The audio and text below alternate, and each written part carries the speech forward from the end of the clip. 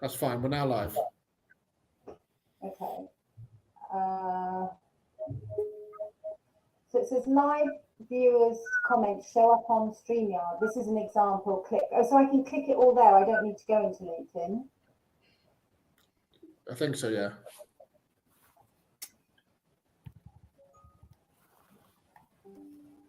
Yeah. Yep, you're live. FaceTime. We're all Facebook, live. Live on FaceTime. Hope that, yeah, I can see I'm a bit glitchy, everybody. So I'm sorry about that. I'm not sure whether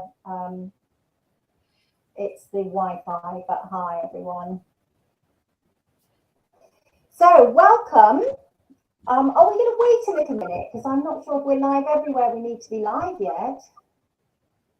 No, I think we're yet to go live on LinkedIn, which is, I think Facebook gave you a little preempt. So okay. But I seem to be really behind you two. Can I have thumbs up from anyone if you can see us and hear us clearly enough? Hi, Vanessa's joined us. That's great to see. Hi, Vanessa. I'm wondering if you can hear clearly. Okay.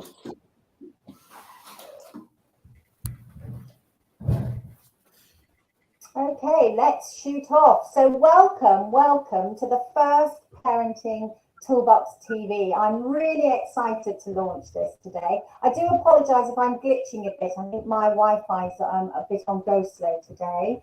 But yeah, really excited, and we'll be doing these bi-weekly, so look forward to seeing you there. For those who don't know me, my name is Jane Kilpatrick. I'm a family expert and young persons and teens coach. And I also work really closely with parents to help them navigate those turbulent years that families do come across, but with the aim of hoping to make, to help families to flourish and thrive. So that's basically me. So Liz, just briefly introduce yourself. Okay. Well, thank you. Thanks for introducing. Liz. Thank you. Hello, everybody. Thank you so much for joining us today at this lunchtime. My name is Liz Folan. I am a positive psychology practitioner and a coach. I'm a former teacher. I studied in positive psychology, having worked in classrooms for almost 3 decades. And as I was working, I was seeing mental health in both students, teenagers, that was my specialty, and teachers decline. That was all before COVID. And since COVID, it's got even worse. So I've written a number of programs, including the one behind me called Rise Resilience. And I go into schools and colleges, and I work with teachers, and I work with students. And we incorporate positive psychology techniques and implementations to help them manage stress and anxiety, but also to enable them to flourish, to empower them. So that's my role at the moment, and it's amazing. Brilliant. Fantastic. Thank you. And I'd love to introduce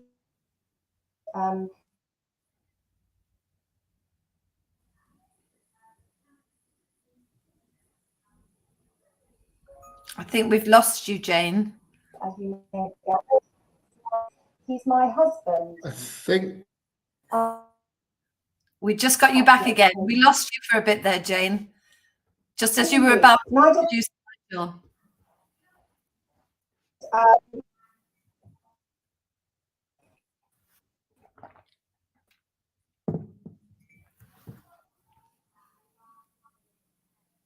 So we lost you for about a minute.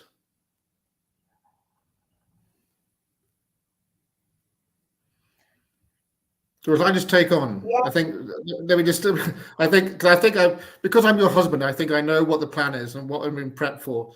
So hi everybody, I'm Nigel Kilpatrick. I'm full transparency. I'm Jane's husband, and I'm a champion of compassion in business. And Jane's asked me to come along today just to answered questions about the links between compassion in business and the compassion in parenting, because they both are one and the same. There's no difference, because we are just a human being at the end of the day, and having these different roles, one of which is being a parent and one is being at work. But Jane, you're back. You're fully on now. You're back.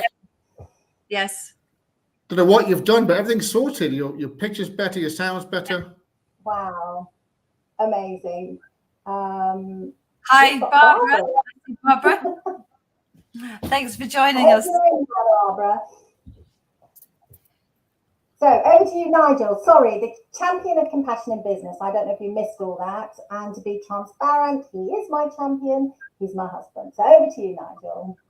Yeah, so I've just done a quick intro about what we're doing in terms of the link between the importance of compassion in business, but also in parenting as well, and some of the parallels between the two, because I was just saying that there's no difference between us as human beings. When we peel away the onion skin a bit, we are nothing but compassionate beings and energy anyway. So we have different roles in life, but compassion is who we are. So I just did that bit. So maybe you just want to start with the first question.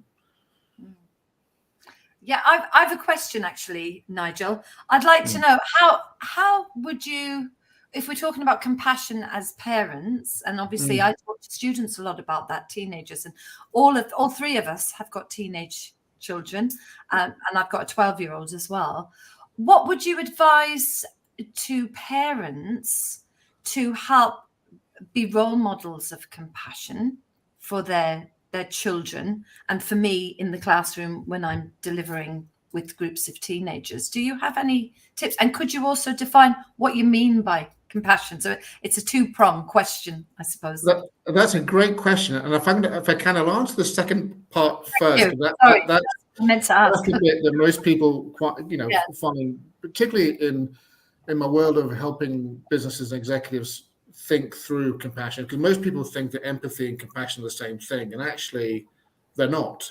And actually, when people talk about compassion, they also think about, well, I'm a kind person, I'm empathetic, I have sympathy, and actually they're very different to compassion.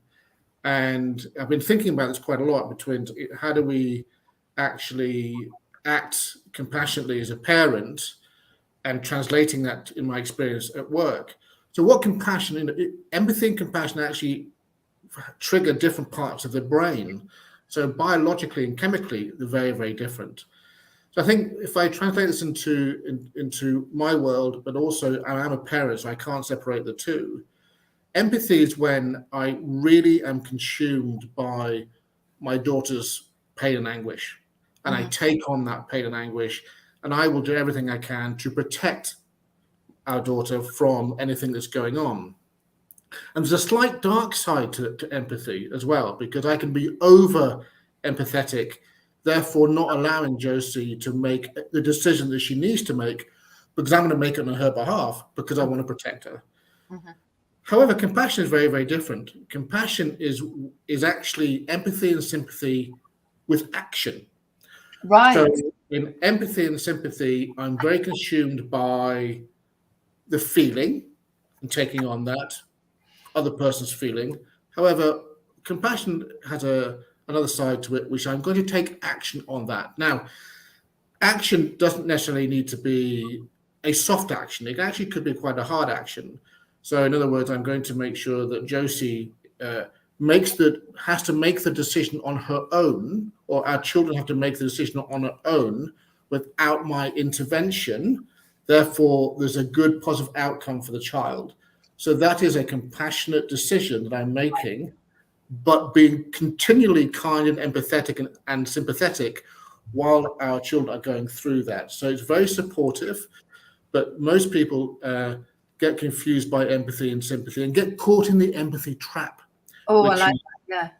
Yeah, and that's where a lot of kind of arguments can happen, kind of misconceptions can happen. So the things that I kind of say to people, in the business world, it's very translatable as being a parent. In fact, I've had to look in the mirror a lot and look what I've learned through my own journey. I try to implement when talking to not just our daughter, but also other people's daughter.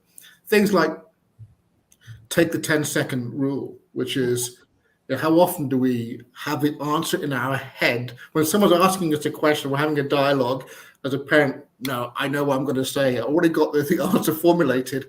Even before our child's even finished speaking, we know what we're going to say.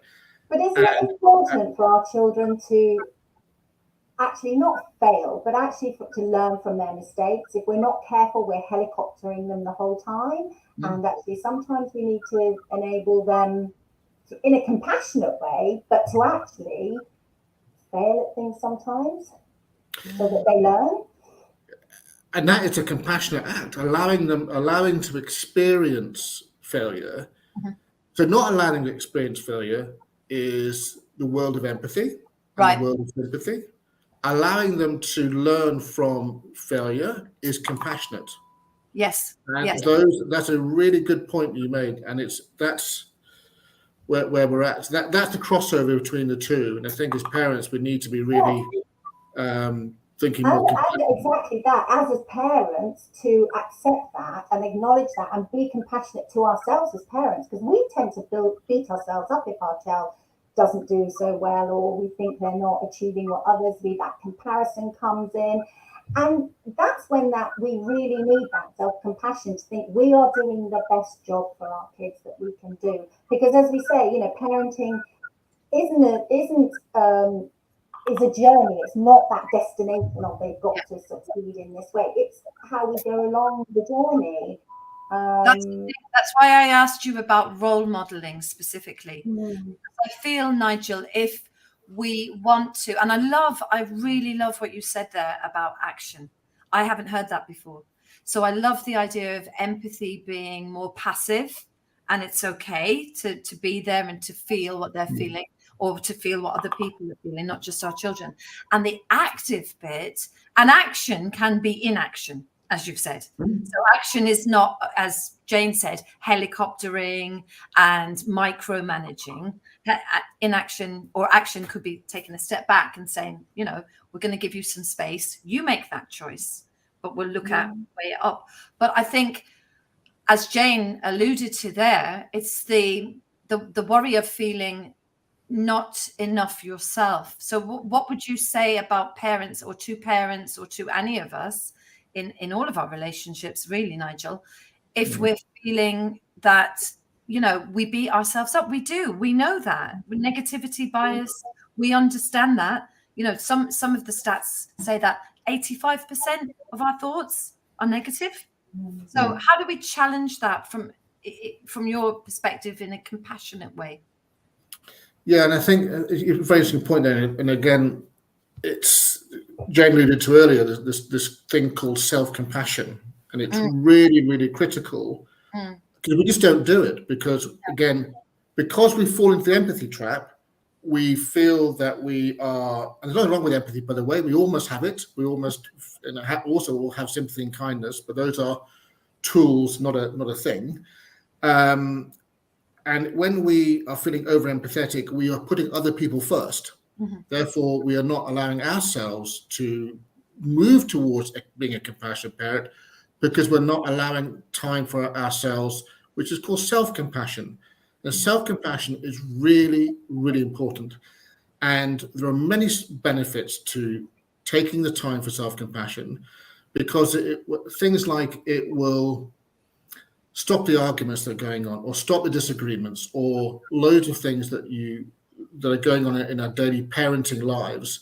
And again, I talked about that thing around just take that 10 seconds. Yeah. The reason why that 10 seconds is important is because when we have the answer in our head, there's a chemical reaction that's going on where we begin to get stress and anxiety happening, because we want to do this, we want to answer a question. If we just take those 10 seconds, for example, and in the business world, same thing. Someone could be coming to me with a problem, and I already have the answer, but actually, no, I need to, as Jay said earlier, allow that person to go through that problem to experience the failure and come out the side much better. So it's things like taking those 10 seconds, actually to allow myself to go, hold on, let me understand what the person's saying, what my child's saying to me. Let me reflect on that, and let me come up with a different way to respond. And having a different way to respond will actually reduce my anxiety and my stress. And if I'm reducing my anxiety and my stress, therefore, I'm going to be a happy person anyway. and actually the outcome is going to be happier. So Yeah. isn't that is a win-win? Now, these are hard things to realize, because you're in the moment, right? You're in the frustration moment, and you just don't. So you've got to practice self-compassion all the time. Right. And there are other things like the yin and yang self-compassion exercise. And the yin and yang self-compassion is that you've got the yin, which is the female side, the yang with the male side, and you've got, what can I do for myself to make myself, put myself in a better physical place for myself? What can I do emotionally that allows me to learn from my own experience, my own behavior? So a lot of exercises we do around that. But the other thing, to your point, Liz, which is really important, so I've got a whole yin and yang exercise that people go through, and they have to do a lot of self-reflection, but it's really important. Mm-hmm. And the other thing you talked about, which is actually, let's rate the behavior, not rate ourselves. Yes. And this is a self-compassionate tool, is because very often when we're having an argument or a disagreement or something just not going right with our children, or even as parents between parents, where the long shadow of that happens with everyone sees it, is we think we are that problem. We think we are the argument, or we think we are the fact that our child hasn't come back by 10 o'clock at night or 9 o'clock or something. We kind of think we are that problem, when in fact we are not. Because how can we be that problem? It's impossible, right? So we have to start measuring and analyzing and reflecting on the behavior of our thoughts, not so much being the thought itself. And that's a big exercise that helps people really calm down, have real kind of sense of less of anxiety and stress, which actually is a great thing. But also, sorry, I think that's really important with self-awareness. I think as parents, it's taking on board that self-awareness and looking within ourselves and being kind to ourselves and not beating ourselves up about things that are external or that are happening externally, not taking that on board.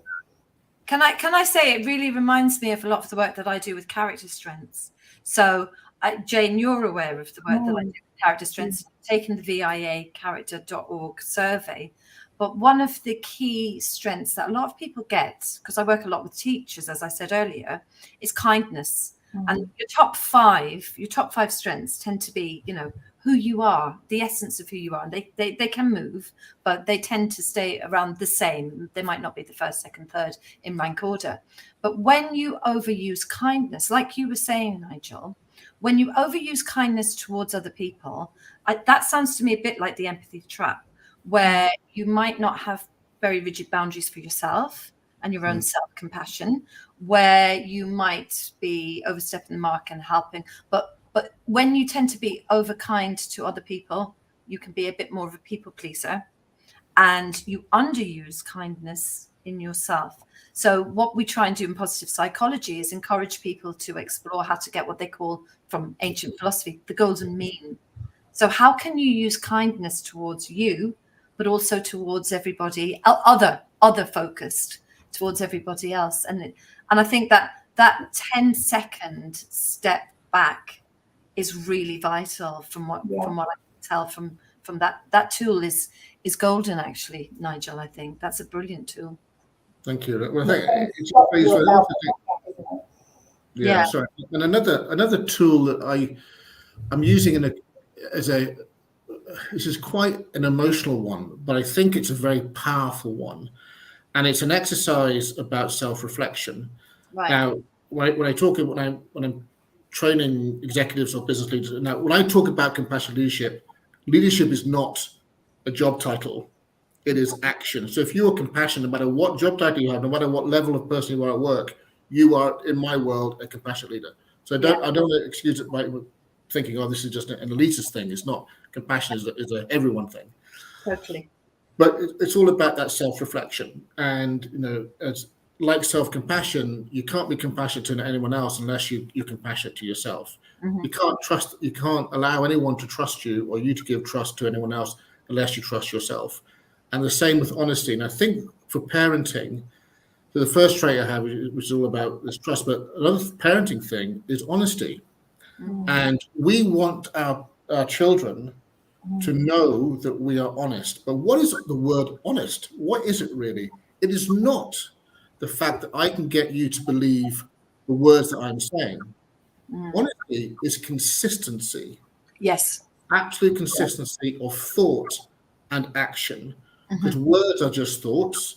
So can I be consistent in the way that I want to be with my children and everyone I interact with? And a great exercise, and I would ask, if you want to do this, it's a very great exercise to do. And it's about reflection. It's about write your own obituary. Oh, wow. And write your obituary on, the exercise is this. I'll just share it very, very quickly. Right. Everyone wants to do it. So the rule is just get yourself in a quiet space. Don't turn off your phones, do everything. Get yourself in a very quiet space. Just go into some kind of meditative state if you can. Just concentrate on your breathing. Get very, very calm. Remove your distractions. And then start to imagine that you're at your own funeral. And the only people at the funeral, actually, in this case, will be your family and your friends. And in my world, say the only people there are the people you worked with, right? So they're the only people out in the congregation. So it's quite bad. But try and visualize it how you want your children to hear how you were as a parent. Wow. You're not allowed to write what you have done. Right. Okay. Only who you are as a person. Whoa. So you write this obituary about yourself, who you are as a person, and then just do some reflection. And actually, if your obituary, which I'm sure it will be, was like Nigel was such a kind person, he listened to everything. If I had a problem, he was there to listen. He never judged me. He always forgave, because forgiveness is such a powerful thing as a parent. If we have time, I'll talk about that. But make this becoming your living document. Don't make it an obituary of death. Make it a living obituary and kind of refer to it as much as you can on a daily basis, because it does link back into something else, which is this self-compassion thing about letting go of attachments every single day. And I've been really bad at this all my life. I've been really bad. I've been so stressed out all the time. The thing that I've learned recently through some spiritual work I've been doing is to really think about time. And when I'm looking at, if I get into a potential disagreement with someone, I really try and remember this bit. The moment that I'm in right now, in a second will be gone and never to be happened again. 100%. The second that's about to happen will never arrive. So why am I worrying about the second that's about to never arrive? Or why am I attaching myself to a second that will never happen again? Yeah. So we have to really believe in the actual moment that we have. So all we have in life is this moment. Yeah. So I'm going to say to all parents, do this. I call it the last thought, the first thought. The last thought before you go to sleep should just be letting go of all those stresses that you've had as a parent throughout the course of the day. And that includes the pressures and stresses that you've not of your making. And some of that could be because you brought them home from work. You've had a challenging day at work and naturally you brought them home. And that kind of the long shadow of those are just affected everyone around you. But the last thought at night should be a positive last thought. It should be a positive thing, and just allow yourself to say, nothing that's happened today has been my fault. Nothing that's happened today I'm going to attach to, and nothing today, I'm going to forgive everything that's happened today. And then you will sleep better. And you do the same thing in the morning when you wake up. Today's going to be a great day. It's going to, it's not this kind of really powerful. Last thing, first thing. Last thing, first thing. Yeah. And don't, as parents, we put so much stress on ourselves because we judge ourselves all the time. We're constantly judging ourselves because of who and people might think we are as a parent. And there's so much pressure. If we just let go of all that, our relationships with our parents, with our children would be much better. I think as parents, our days seem so long, don't they, with youngsters that we're dealing with, and yet the years fly by. When you're at that end of, when they're turning 80, you think, where have those years gone? So, although you might feel the days are really long and tedious and whatever, it's about bringing that self-compassion in, that self-care to us as a parent. Because quite often we're always putting our kids first, our children first, they're the center of our world. But actually, what about us as a parent? They are eventually going to fly the nest and go. But actually, it's even along the way, along the route, it's keeping ourselves at the forefront as well, not just focusing. Because it's that analogy, isn't it, of the oxygen mask. You know, if you're not taking care of yourself, Yeah. how can you look after your children? Yeah. So it's so important that we actually, you know, take on board that self-care, that self-compassion, not beating ourselves up, forgiveness, as you say, Nigel, and just, you know, and I think as a practice, that's where mindfulness comes into its own, being in the present moment, not focusing. Yeah, obviously we do focus on the future, we plan, but not wishing the time away or, you know, or regretting. It's about being in the moment. And as parents, we can only do our best, and our best is good enough. As long as those children feel loved and cared for, and we have that self-compassion for ourselves, then, you know, hopefully that's being a joyful journey. Yeah, let me just add a thing as a stress reliever for parents in a self-compassion exercise thing, or just your daily kind of thought process about it. We should unattach ourselves from the way that we were parented. Oh goodness, yeah, great tip. Because that is a stress in its own right. It is how we attach ourselves to it. So if we begin to learn, this is where, you know, Jane and yourself can really help, is giving the tools and techniques to unattach from the way that we were parented.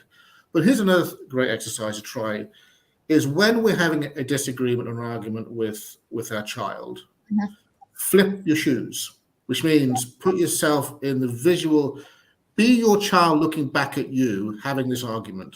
Right. And what is it a child would expect from you in this conversation or this disagreement, or anything that's negative, or even something that's very positive? I don't want to always say that parenting is always a negative thing. There's loads of great, wonderful things. But even that positive moment, how does the child want to look at you? It's almost like an arbitrary thing. Yeah. What's the take? How they're going to take that away? So remember what you were like as a child when there was a difficult situation or a positive situation that you were in with your parents. What were you thinking at that time? Yeah. What did you want from that?